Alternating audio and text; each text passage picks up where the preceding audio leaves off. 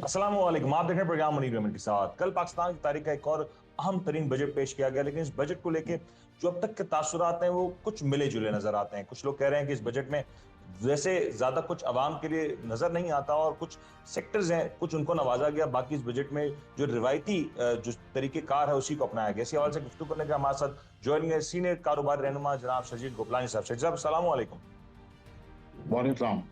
शजील साहब ये बयान कीजिएगा कि जो आपका तासुर था इस बजट को लेके कि जो उम्मीदें वाबस्ता थी, क्या वो मुकम्मल तौर पे पूरी हुई या बस एक रिवायती सा बजट नजर आ रहा है? नहीं, ये तो रिवायत से भी हटके है। उम्मीदें तो ये थी कि उड़ान पाकिस्तान नाम का एक प्रोजेक्ट शुरू किया गया था वजीर आजम की तरफ से। हमें उम्मीद ये थी कि इस दफा बजट जो है वो बैलेंस आएगा और कम से कम जो है जो तिजारत और मईशत हमारी डूब चुकी है उसको उठाने के लिए कोई इकदाम किए जाएंगे। लेकिन इस बजट ने तो बिल्कुल मायूस किया। और देखें, एक कोई मिला जुला रुझान नहीं है। बिल्कुल तमाम माहिर माशियात से भी आज बात हुई, कुछ मैं चैनल्स पे आज भी मौजूद था, और तमाम लोग इस बजट को जो है वो अवाम दुश्मन करार दे रहे हैं। अवाम खुश बजट है।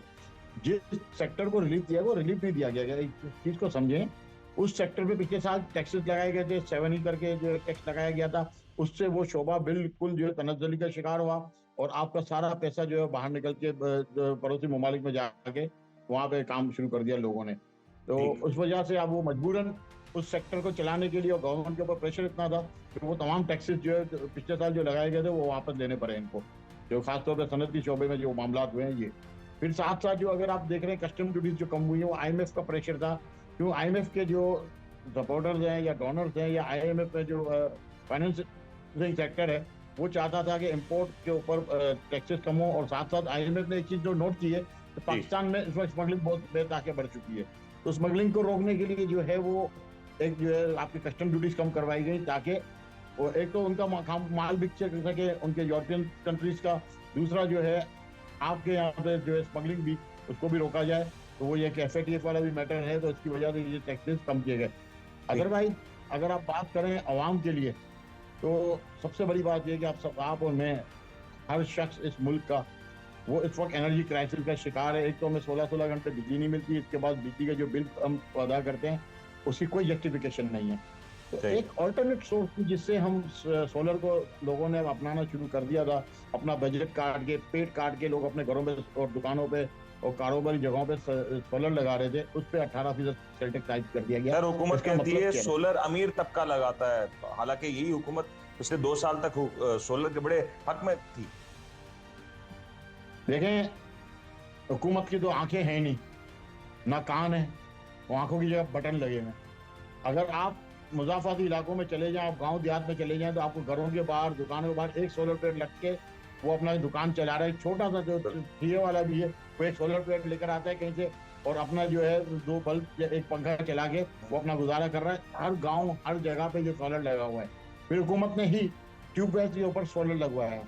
हुकूमत ने ही हमें तैयार किया कि आप सोलर लगाएं, क्योंकि बिजली महंगी हो गई। हमने मजबूरन सोलर अपने घरों पे और दुकानों पे लगाए, क्योंकि बिजली हुकूमत को प्रोवाइड करनी चाहिए थी। लेकिन हमें ये पता चला है कि जितने भी हुकूमत के लोग हैं वो बेनिफिशरी हैं इन IPPs के और पावर डिस्ट्रीब्यूशन कंपनी के। जभी तो वो नहीं चाहते कि आम आवाम को ऊपर टैक्स नहीं लगाया जाए।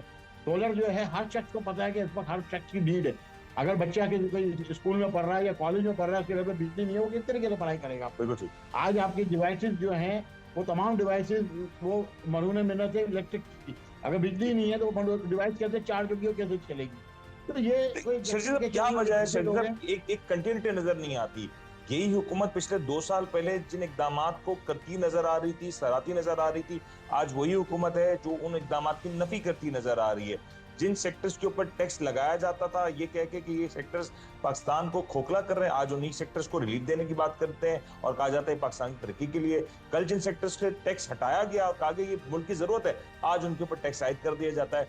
कंटिन्यूटी क्यों नजर नहीं आती, हालांकि हुकूमत वही चेहरे हैं नजर आते? देखिए मुनीर भाई, मैं तो खुल के बात करने वाला शख्स हूँ, किसी लोगों को बुरी लगेगी। झूठे लोग हैं, मुनाफिक लोग हैं जो हुकूमत कर रहे हैं हमारे ऊपर। हाँ, मुझे बताएं ना, एक बैंकर का क्या काम है ट्रेड से और सनतों से जो हमें बजट पेश करे? बैंकर का काम तो सूद का काम करना है। सूद तो मेरे इस्लाम ने हराम करार दिया है। ये तो हराम को फरोग देने वाले लोग हैं।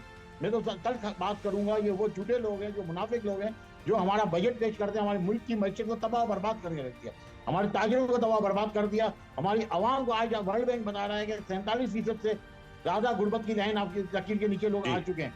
जिस मुल्क में 47% से ज्यादा गुर्बत की लकीर के नीचे लोग आ चुके हैं और ये हुकूमत करते हैं, इनको शर्म नहीं आती। इनको तो ये जवाब ये देना चाहिए कि भाई पिछले साल 36% जो गुर्बत थी आज 47% की हो गई। आपको तो गुर्बत कम करनी थी, आप गुर्बत बढ़ाते जा रहे हैं। आपका टास्क गुर्बत को बढ़ाना है। आप लोगों को जो है इस तरह महसूस कर रहे हैं कि ये आपके गुलाम बन जाए।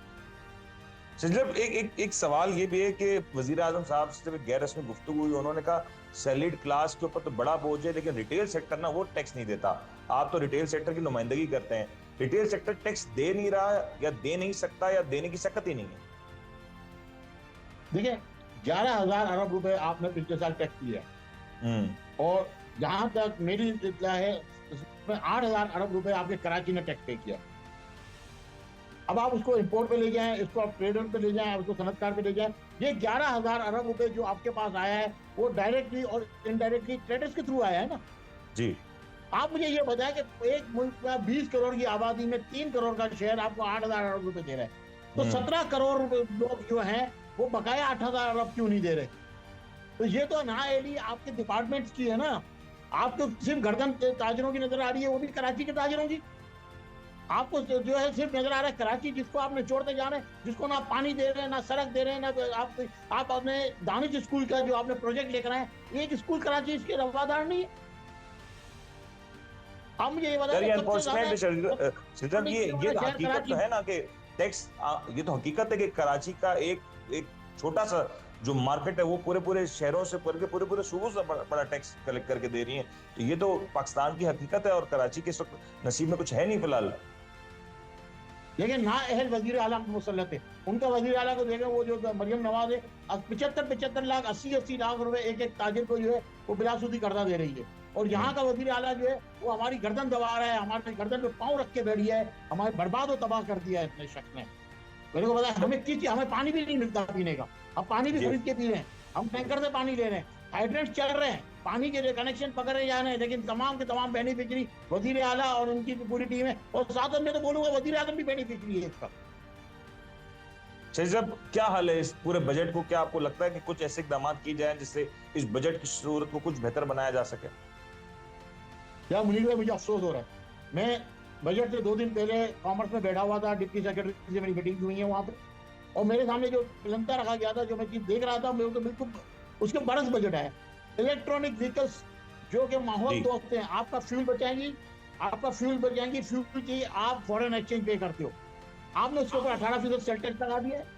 आपने होना ये चाहिए था कि गाड़ियों के ऊपर टैक्स खत्म कर देते, ताकि आपके मैन्युफैक्चरिंग प्लांट यहाँ पे जो है असेंबलिंग छोड़ रहे हो, मैन्युफैक्चरिंग पे आते।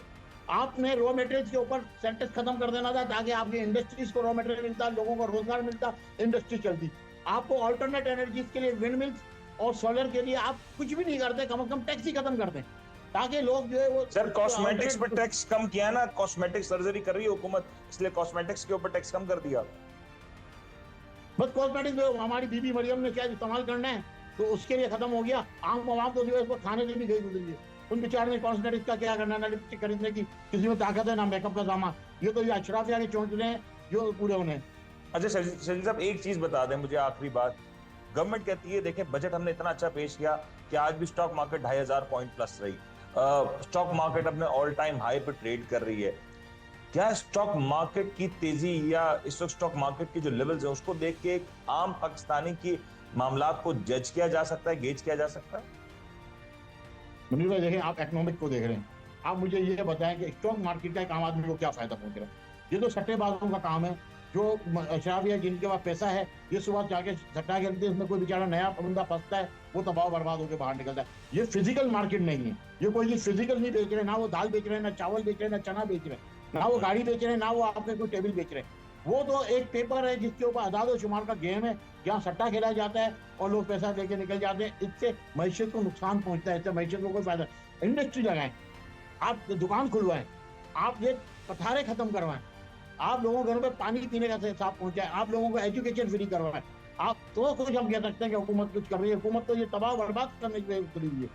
अच्छा शरीफ, आखिरी बता दें, चलें ये तो वफाक का बजट है और कुछ ज्यादा उम्मीद भी नहीं है, क्योंकि आज जो वजीर खजाना ने प्रेस कॉन्फ्रेंस की उसके बाद तो ये उम्मीद भी नजर नहीं आती कि उसमें कोई बड़ी तब्दीली वाकई हो सके। उम्मीद की बात नहीं करें, हम फौरी तौर पे तमाम अंजुमने, हम जो एनोमली कमेटी में लेटर भेज रहे हैं अगर आज उन्होंने ये बात की कि हम तजावीज आएंगी, हम उन पर अमल करने की कोशिश करेंगे और इसको हम किसी ना किसी तरह इसको जब तजावीज आपने अगर पहले भी नहीं दी है ना शर्जील साहब, तजावीज तो आपने पहले भी दी है, शेडो बजट्स बना के आप लोग ने दिए, चेंबर्स ने दिए, तो उस पर तो अमल नहीं हुआ। देखिए तजावीज दी थी, उस पर अमल हुआ हो या ना हो, आप अनोनी कमेटी में हम लेटर भेजेंगे। अगर उस पर अमल नहीं हुआ तो आप ये मत सोचें कि हम घर बैठेंगे। हम इस्लामाबाद में पार्लियामेंट का भी घेराव करेंगे, हम इनके दफातर का भी घेराव करेंगे, हम इनके घरों का भी घेराव करेंगे।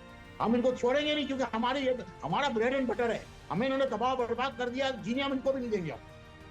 शर्जील साहब आखिरी बात बता दें, चलें अब ये वफाक का बजट के बाद सूबों का बजट भी आना है। आपको हम सूबे सिंध की बात कर लेते हैं, सिंध में आपको नजर आता है कि बजट के हवाले से कोई ऐसा मुस्बत इकदाम, कोई टैक्स में रिलीफ, कहीं कोई ऐसी चीज नजर आती है?